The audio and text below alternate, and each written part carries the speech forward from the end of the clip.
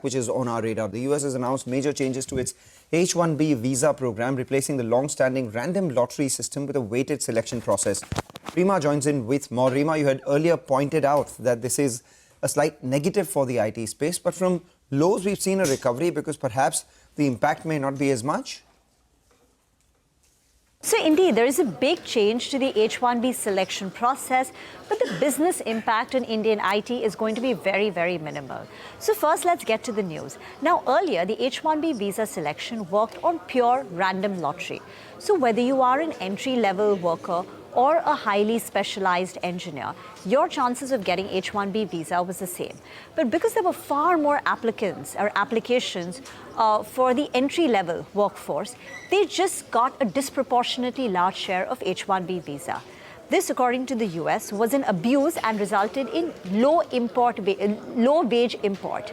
So now they're planning to change it. So instead of the random lottery system, they are moving towards a weighted system of selection where the weight will be assigned based on your wages and your skill. It basically means that higher your wage, higher the skill, higher the probability of you getting an H-1B visa. So this is negative news, especially at the entry level.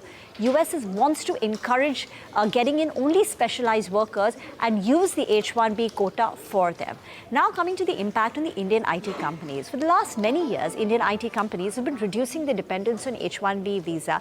And this started during the Trump term one, where rejection rates went up, processing, documentation, all of that became very tedious. So as of now, based on the Q2 numbers, when we spoke to the management, TCS said that, about 500 employees traveled on H-1B. Infosys said minority, that's the number. HCL Tech, a few hundred. Wipro said 250 H-1B visas were sponsored over the last 5 years.